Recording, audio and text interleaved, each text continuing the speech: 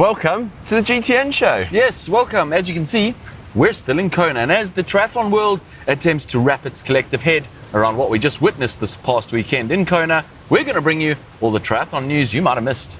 That's right, including a nod to some of the tougher days out here in Kona, some of the inspirational finishes, and some of the races that weren't here in Kona. Yep, let's start the show.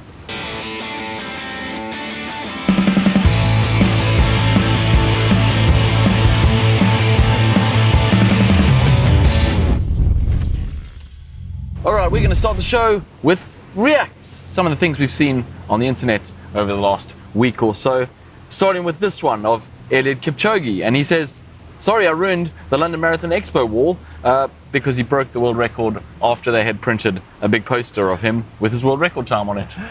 But yeah, what they were doing were basically they called it the tumbleator. So they had a treadmill running at his world record pace, and you can jump on, give it a crack. We've seen videos around this before. Yep. It's very, very comedic as people trying to run at that pace and literally lasting seconds before falling on their faces. I assume they couldn't change the poster, but they did change the speed of the treadmill. You'd like to think match so, wouldn't the you? new world record. Yeah. You'd like to think so. I mean, it'll be fractions of a kilometre. We need to give that a go. Yeah. We need to give that a go. Also, in the world of triathlon, we have just heard that George Peasgood, British para-triathlete, has suffered a really bad crash. Apparently, no other parties were involved. He was actually out riding on his own. We're not entirely sure what the circumstances are, but I do understand that he is in a coma at the moment. It is a brain injury, from what we understand. So we're wishing him all the best with his recovery. Yeah, there's a hashtag for George trying to support him in this tough time. Moving on, and CJ Albertson has broken the 50-kilometer world record. And get this, he ran at 3 minutes 8 per kilometer for 50 kilometers. That is wild. Yeah, that's absolutely mind-blowing. Yeah, that was done in San Francisco just over the weekend. So yeah, very well done to him. Now on to our, I guess you could call it our Sam Laidlow drinking section. Yeah, thanks to our friends at Out of Context Triathlon for this on Twitter. They've found these clips from the race. And the first one is Sam Laidlow. It looks like he's stealing water from a baby. It does look like that. Clearly in dire times during the race, really needed to cool down and get some hydration. He, rather than taking the cups, just went, scrap that, I'm taking the whole cool bucket. Yeah, he took the whole gallon bottle, and there was clearly a kid standing there helping out, someone's kid, and it looked like he grabbed it straight from. I don't think the kid was actually holding the gallon bucket, but pretty funny video. We did also see, whilst we were out on course, Cam Worth walking past with sort of like half of one of these filled with ice, which was probably the scoop for the ice bucket. The scoop and clearly to fill it up just the gone, cups, and I need that. I need the whole thing, not a cup of ice. Hopefully all the other athletes after him were Desperate times call for desperate measures out there on the Queen K. But following on with the Sam Laidlow theme of drinking, obviously he got onto the podium, second place at the Ironman World Championships, which we'll get onto very shortly. But he polished off all 3 pints of beer. Yeah, he took Gustav and Christian's pints of beer, and he downed them all. So. He did look a little worse for wear for a moment after. I wasn't sure what was about to happen. I thought he might bring them back up, but he managed to hold them down. A very impressive display on top of a very impressive display from him. I think that's what we should maybe call the athletic brewing move. Oh, yeah. All right, we're going to start with a little wrap-up of Kona, because we've done the race wrap-up, and you can watch that on our channel. We've got a men's recap and a women's recap video. You can see what happened in the top 10 there.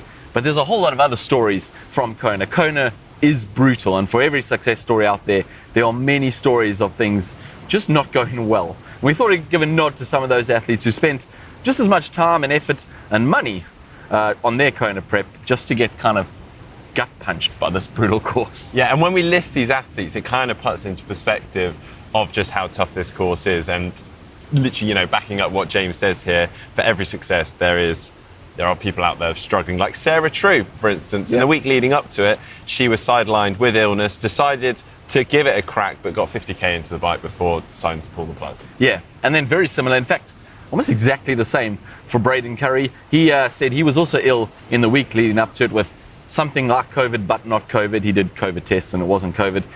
And he also had an attempt, made it through the swim and 50k's of the bike, and pretty much pulled up in the exact same place as Sarah True. Yeah, and then we've got some other notable top 5 finishers from St George, such as Lionel, who finished second in St George.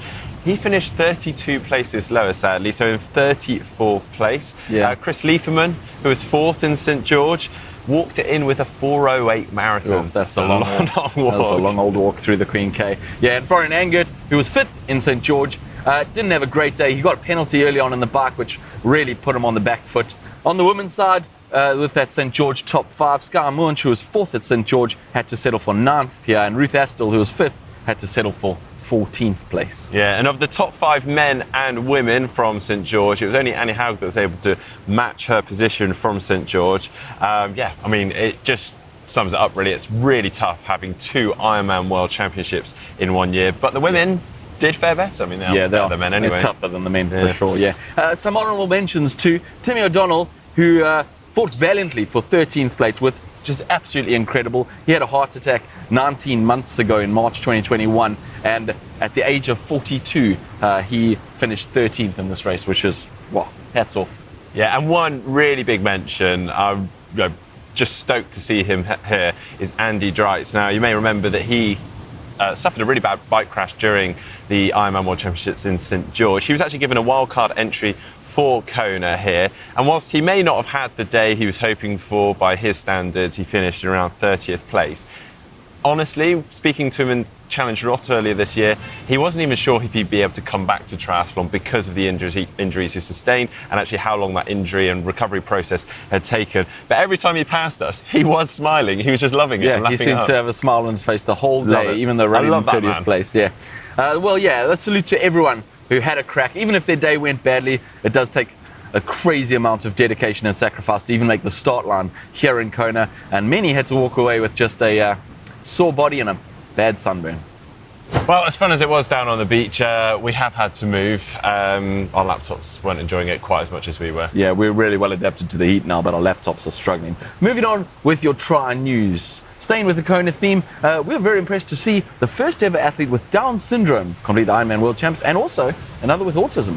Yeah, Chris Nikic, who has Down syndrome, completed the race in 16 hours, 31 minutes and 27 seconds, and he crossed the line as welcomed by none other than Mark Allen and the Women's Ironman World Championship winner Chelsea Sodaro. He immediately jumped into the arms of Grebe, who was by his side obviously throughout the whole race. They were tethered on the swim and rode and ran side by side. Yeah, very impressive. Also, the first openly autistic athlete, Sam Holness, completed the Ironman World Championships in Hawaii and immediately said he wants to return and do it again. Despite being affected by stomach issues, the 29-year-old from London completed the 2.4-mile swim, 112-mile bike, and 26.2-mile run in an impressive 13 hours, 5 minutes, and 44 seconds. He said, "This is an epic event, and I had some tummy issues today, which made it really hard, but I pushed through, and I'm so happy to finish." Also, a very impressive performance from the cycling world. Filippo Ganna set a new UCI hour record and also technically unrestricted human best effort, which was previously set by Chris Boardman, riding a stunning 56.792 kilometres in 1 hour on the track. Yeah, this comes just a couple of months after Dan Bigham broke that record in the 55.548. I mean, it was a smart move by Dan to get that attempt in before Ganna completely destroyed. It's going to be hard to beat that again, isn't it? It is. Yeah, apparently Ganna started dreaming of that elusive 57-kilometre mark during his attempt, but then the wheels fell off a little bit on the last 10 to 15 minutes, and he's decided to settle for just breaking the record instead of going for the 57-kilometre mark. It's still very impressive. Yeah, I mean, obviously there's a lot of resource that goes into this, but beyond the planning and preparation, the cost of Ganna's bike alone and the equipment ran well in excess, apparently, of €75,000, which we're going to get onto very shortly. Moving on with the news, and this is the Climate Relay, which is the biggest relay of its kind in history.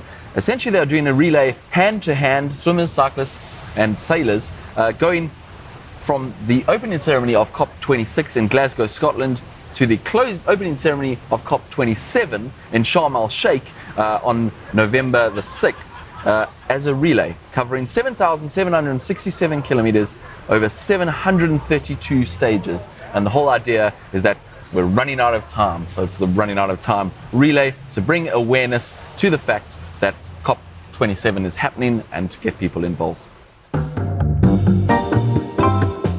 Of course, as we mentioned already, we are still here in Kona, where a lot of the exciting new tech has been launched and released. If you'd like to see some of that, do make sure you check out our tech tour videos. there hasn't really been any new tech since that's been released out here, other than this one thing from Canyon. It's their new Canyon Speedmax CF SLX Hawaii Limited Edition bikes. It started on the islands Humanumakawapawa fish. Humu Apua. Like, that's exactly what I said. I wasn't going to let Mark practice that beforehand, but I already knew how to pronounce it. It's Humu for short. And as the name suggests, it's a limited run of this bike. There's only 100 units being made. They're available for €8,999, and they come with Shimano Ultegra DR2 12 speed. Well, so you want to try again, Mark? I like it. Humanumakapawa. No. Humu Apua. I think you're just saying it really quickly. No, Humu No, you said it differently that time. Definitely different. Now, as we mentioned, Ghana obviously broke the hour record on the track and on some rather interesting tech. The bike that you rode on is the Pinarello Bolida FHR 3D. Yep, the 3D stands for 3D printed. Now, they say that by 3D printing the bike, it allowed them to introduce new shapes and features that are impossible to replicate using existing carbon fiber techniques. And some of these features are a totally new head tube, an internal reinforcement for stiffness, customized to his geometry because it's 3D printed, of course, and the inclusion of ridges along the seat tube and seat post. Yeah, this is a feature that's caught everyone's attention. It's inspired by humpback whales. The reason for it is apparently due to the disturbed and moving airflow from a rider's legs, and because of that, it's very hard to control the airflow around the back of the bike. Now, the consequence is that the airflow is constantly separating from the seat tube, creating a large, low-pressure area around that, which in turn obviously creates drag. And these ridges are apparently meant to minimize that. Wow. The handlebar is also 3D printed, although not in carbon. It's printed in titanium. And in fact, Dan Bigham, whose record was broken by this bike, helped to develop this bike and actually used a prototype of this same handlebar in his attempt 2 months ago.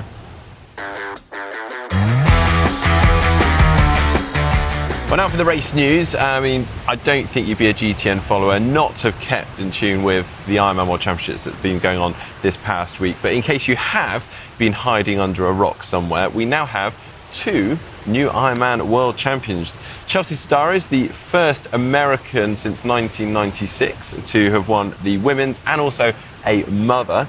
And Gustav Iden won the men's race after an epic battle with San Laidlow and Christian Blumenfeld. But for more info on that, do make sure you check out our race recap videos. Yep. And then for news further afield, race news from further afield, literally the other side of the world, there was a new WTCS race in Cagliari in Italy. And that was won by Alex Yee. Jonathan Brownlee was in second, and Manuel Messias from Brazil was in third. And this is the first time they've had a WTCS race in Italy, although they have had a World Cup in the same place before. And interesting, there was this video of Alex Yee, who was leading the race, pulling up with a hamstring cramp, and he actually stopped, stretched it, and then went on. It was like a panic stretch, wasn't it? Like, yeah. But he did finish and win. Well, obviously, Very yeah. impressive. And also very impressive to see Johnny Brownlee back up on the podium really cool. after a slightly turbulent year or so. On the women's side, it was Georgia Taylor-Brown that ran away to take the win there, ahead of Emma Lombardi, and third, Taylor Knibb. Another new race also in Italy this weekend was Ironman 70.3 Jesolo, which is the first time they've had this 70.3. It was won by Lucy Barham with Didi Dirks of France in second and Giorgia Prioroni of Italy in third. Yeah, and on the men's side, it was Italian Alessandro Fabian that took the win there ahead of Mattis Margherita, and then third, Gregory Barnaby. Yeah. Upcoming races, it's pretty quiet actually. We do have 70.3 Waco in Texas and 70.3 Portugal coming up this weekend. But of more interest is the 70.3 World Champs, which is coming up in just a little over 2 weeks, which is really close. Are we ready for another World Champs already? So many World Champs this year. All right, now to take a look through some of the photos, videos, and whatnot you've sent in to us. Don't forget, you can send in your own using the photo uploader. Link is on screen right now, or you can also find it in the description just down below. Our first one is quite an impressive one. It comes from Keith from Northern Ireland, who just ran 100 miles backwards. That is crazy. Yeah. He did 100 miles backwards. He sent us these photos of him running, and then a photo afterwards of him, I assume, with his kids celebrating. We still don't know what Keith looks like because all the photos of the back of his head. Yeah. Also, he's posted up his Garmin Connect screenshot here, and the course is literally just an out and back, out and back, out and back. Well, you need to know the route if you're running backwards. Well, true, but yeah. I just wonder whether, you know how after a race you often struggle to walk downstairs, whether actually he's killing it walking downstairs, he's doing really well, but it's the upstairs. Well, I guess you could just turn around and go up before. Yeah. We also had this one from Maggie from Madison, Wisconsin. She said she raced the beautiful Madison 70.3 and my kids wanted to volunteer for the full the next day.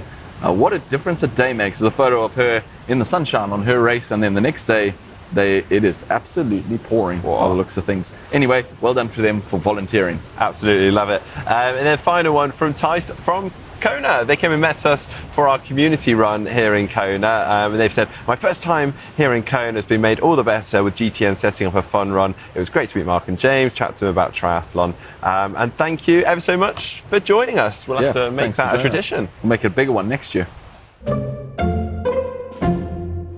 All right, now it's time for the caption competition. And last week we had this photo of a dinosaur running next to a competitor. Our first caption was from Hernan Ruiz, and he says, you've heard you should train fast T1 and T2, but never a fast T-Rex. Nice. Michael Richardson said, Ty ran as fast as he could, but was unable to catch the Triceratops. I see what he did there, yeah. Herschel says, hashtag caption contest, Ironman Jurassic Park. As an incentive against DNFing, as the 17-hour mark approaches, we release the Velociraptors. But our winner comes from Dave Stecker. Caption is from the lady saying, gosh, my legs are starting to cramp. The dinosaur, you're telling me. My arms didn't help much during the swim. Yeah, clever. Well, yeah, get in touch and we'll send out we'll send something out. I'm pretty sure it's a cap mark. Yeah, for the caption competition. Yeah. This week we have this photo from the Ironman World Champs with a bottle on her head, and I'm going to go with if you want to stay hydrated in Ironman, you should use your head. Very good, very good. Well, do your best, get involved in the comment section down below. But that is it for the show this week. Coming up, though, on the channel, we do have our Kona vlog, where basically we do our best to prove that we haven't spent all week just drinking Mai Tais. Yeah, only some of it. If you're looking for something to watch right now, you of course do have those race recaps for Ironman World Champs if you're not sure what happened, and we have an exclusive interview with the Norwegians about their training and their data and everything. It's a pretty interesting video, so click now.